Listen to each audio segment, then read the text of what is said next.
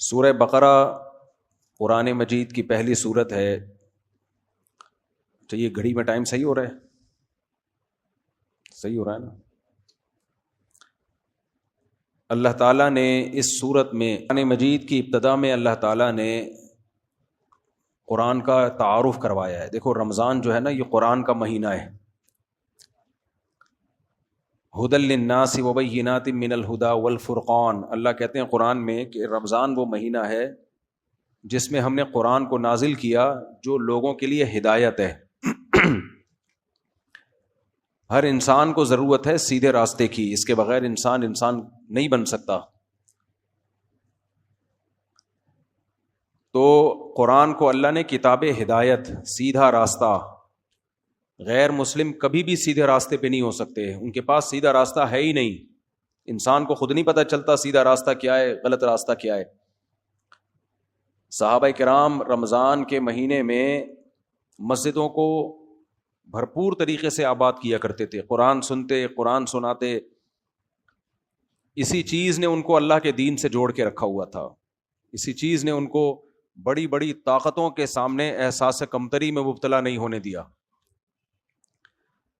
تو اس لیے شوق و رغبت کے ساتھ یہ درس آپ سنا کریں. پہلا مرحلہ ہوتا ہے سیدھی بات کو سن لینا. جب انسان میں سننے کی صلاحیت پیدا ہوتی ہے پھر اللہ اس کو عمل کی توفیق دے دیتے ہیں. سنے ہی نہیں تو کہاں سے عمل ہوگا. اور یاد رکھو اس زمانے میں اگر تم نے قرآن نہیں سنا، قرآن کیا کہتا ہے، سیدھا راستہ کیا ہے، تو پھر اتنے گمراہ ہو گئے کہ پہلے اس کا تصور بھی نہیں تھا. کیونکہ خوب اچھی طرح سمجھ لینی چاہیے یہ بات کہ انسان اگر اپنا کوئی راستہ متعین نہیں کرتا وہ دوسروں کے راستے کا حصہ بن جاتا ہے. پھر وہ آپ اگر اپنا خود ہدف متعین نہیں کریں گے نا، کس ٹریک پہ میں نے زندگی گزارنی ہے، تو شیطان پھر آپ کو اپنے والے ٹریک پہ لے جانا شروع کر دے گا. آج انسان کا مقصد 3 چیزوں میں منحصر ہے: عزت، شہرت، پیسہ. بس اس کے علاوہ کچھ ہے ہی نہیں، سوچتا ہی نہیں ہے. اسی کو کامیابی سمجھا جاتا ہے. قرآن یہ باتیں کرتا ہی نہیں ہے، قرآن کسی اور دنیا میں ہمیں لے کے جاتا ہے. تو عزت، شہرت، دولت یہ سب کسی حد تک ہماری ضرورتیں ہیں، اس سے زیادہ ان کی کوئی حیثیت نہیں ہے. اس کو اتنا ہی رکھنا چاہیے. تو اللہ تعالیٰ فرماتے ہیں ذالک الکتاب لا ریب فیہ ھدی للمتقین. یہ وہ کتاب ہے جس میں کوئی شک نہیں ہے، یعنی اللہ کی طرف سے نازل کردہ کتاب ہے، اس کے اللہ کی طرف سے نازل کردہ ہونے میں کوئی شک نہیں ہے. ہم کتنے خوش قسمت ہیں، خدا کی قسم جتنا شکر ادا کیا جائے کم ہے. بتاؤ کسی کے پاس کوئی ایسی کتاب آ جائے جو خدا نے خود پیش کی ہو، جس نے اس کائنات کو بنایا، اور اس نے اس کے برحق ہونے کے دلائل بھی قائم کر دی ہوں تاکہ ہمیں اطمینان ہو کہ یہ اسی کا کلام ہے. تو آپ سوچو اس سے بڑی خوش قسمتی کی کیا بات ہو سکتی ہے کہ صاف ستھرا جو کچھ اس میں لکھا ہوا ہے اس پر انسان عمل کرے، اس میں 2 رائے ہو نہیں سکتی ہیں. تو اللہ تعالیٰ فرماتے ہیں ذالک الکتاب لا ریب فیہ ھدی للمتقین. یہ کتاب ہے جس کے 2 تعارف: نمبر 1 اس کے اللہ کی طرف سے ہونے میں کوئی شک نہیں ہے، ھدی للمتقین، اور یہ ہدایت ہے. اس کا ٹاپک کیا ہے، اس کا موضوع کیا ہے؟ اس میں آپ کو آن لائن کمانے کے طریقے نہیں بتائے جائیں گے، اس میں آپ کو عزت اور شہرت کمانے کے طریقے نہیں بتائے جائیں گے، اس میں آپ کو صحت بنانے کے طریقے نہیں بتائے جائیں گے. آپ جب یوٹیوب پہ جاتے ہو یا شارٹ کلپس دیکھتے ہو یا ٹک ٹاک دیکھتے ہو تو بیوٹی ٹپس بتائی جا رہی ہوتی ہیں، کھانے پکانے کے طریقے بتائے جا رہے ہوتے ہیں، اس میں آپ کو گائیڈ کیا جا رہا ہوتا ہے. یہ مائک صحیح نہیں ہے بھائی، آج گڑبڑ ہے، آواز صحیح نہیں آ رہی نا، گونج رہی ہے. تو آپ جب بھی جاتے ہو نا آپ کو مختلف قسم کی گائیڈنس مل رہی ہوتی ہیں. کوئی ڈاکٹر بتا رہا ہوتا ہے کینسر سے بچنے کا طریقہ، کینسر کا علاج، موٹاپا کم کرنے کا طریقہ. باڈی بلڈر کو آپ دیکھیں گے وہ آپ کو بتائے گا جم میں مسل بنانے کا طریقہ. تو کھانے پکانے کے طریقے، خواتین کے زیادہ تر چینل بیوٹی ٹپس، یہ سب چیزیں بتائی جا رہی ہوتی ہیں. لیکن قرآن کا ان میں سے کوئی بھی ٹاپک قرآن کا ٹاپک نہیں ہے. کچھ موٹیویشنل اسپیکر ہوتے ہیں، پیسہ کمانے کے طریقے بتائے جا رہے ہوتے ہیں.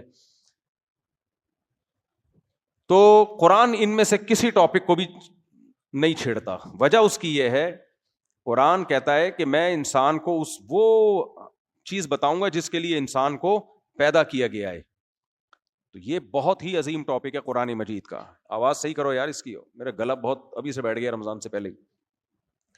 تو اللہ فرماتے ہیں ہدن، یہ گائیڈنس ہے، ہدایت ہے. یہ بتائے گا سیدھا راستہ کیا ہے اور غلط ٹریک کون سا ہے. یہ بھی بتائے گا کہ سیدھے راستے پہ چل کے کچھ ملے گا بھی کہ نہیں ملے گا, اور یہ بھی بتائے گا غلط ٹریک پہ چلنے والوں کا انجام کیا ہوگا. یہ سب چیزیں کس کے ذمے ہیں؟ قرآن کے ذمے. اس سے بڑا کوئی اہم ٹاپک ہو سکتا ہے؟ للمتقین, ان لوگوں کے لیے جو اللہ سے ڈرنا چاہتے ہیں یا سیدھا راستے پہ چلنا چاہتے ہیں. متقین کا مطلب یہاں جو تقویٰ چاہتے ہیں. کیا مطلب؟ اس سے ہدایت ان کو ملے گی جو ہدایت کی نیت سے اس کو سنتے اور پڑھتے ہیں. دیکھو, جب ہم دنیا میں کوئی دوا کھاتے ہیں نا, کوئی علاج کی, آپ پیناڈول کھائیں, سر درد کی نیت, آپ یہ نیت کریں کہ اس سے میرا سر ٹھیک ہوگا, یا نیت نہ کریں, آپ کی نیت کا اس دوا پہ کوئی اثر ہوگا؟ بولو, نہیں ہوگا. اس نے جو کام کرنا ہے وہ کرے گی. لیکن قرآن کہتا ہے کہ اس سے ہر ایک کو ہدایت نہیں ملے گی. اس سے ہدایت اس کو ملے گی جو اس کو پڑھتے اور سنتے ہیں اس نیت سے کہ ہمیں سیدھا راستہ مل جائے. ضدی اور ہٹ دھرم نہیں ہے وہ. یہ جو ایتھیس اور ملحد لوگ ہیں نا, یہ ضدی اور ہٹ دھرم ہو کے قرآن سنتے اور پڑھتے ہیں. میں نے ایک ایتھیس کے پاس ایک ویڈیو بھیج دی, بہت زیادہ خدا کے وجود کا انکار کرتا ہے. میں نے ایک ویڈیو بھیجی کہ مرغی کیسے اپنے بچوں کے لیے جنگ لڑ رہی ہے نا بڑے جانور سے, چھوٹی سی مرغی ہے. تو میں نے کہا کس نے اس کے دل میں اپنے بچوں کی یہ محبت ڈال دی؟ کیا یہ بھی ایوالو ہونے کا نتیجہ ہے؟ کوئی جواب نہیں آیا. تو یہ ضد اور ہٹ دھرمی ہے. تو اس لیے اللہ نے فرمایا کہ ضد اور ہٹ دھرمی کو کنارے پر رکھ دو, تو اس کتاب سے تمہیں سیدھا راستہ ملے گا. اچھا, ہدایت کسے کہتے ہیں؟ ہدایت سیدھا راستہ نظر بھی آئے گا, اور اگر تم چاہو گے اس سیدھے راستے پہ چلنا تو اس کتاب کو پڑھ کے تمہیں سیدھے راستے پہ چلنے کی توفیق بھی ملے گی. اس میں اتنی موٹیویشن ہے جو تمہیں سیدھے راستے پر چلا دے گی. یہ ایسا ہی ہے جیسے کوئی آپ کو سیدھا راستہ بتا رہا ہو اور بتانے کے ساتھ ساتھ اس راستے پہ چلنے کے لیے گاڑی بھی خود مہیا کر رہا ہو, اور گاڑی میں ڈیزل بھی خود ڈال رہا ہو, اور ڈرائیور بھی اس میں آپ کے ساتھ بٹھا دے. یہ ہوتی ہے حقیقت, صحیح معنوں میں گائیڈنس. تو اللہ کہتے ہیں کہ اس سے ہدایت ملے گی ان لوگوں کو جو ہدایت حاصل کرنا چاہتے ہیں.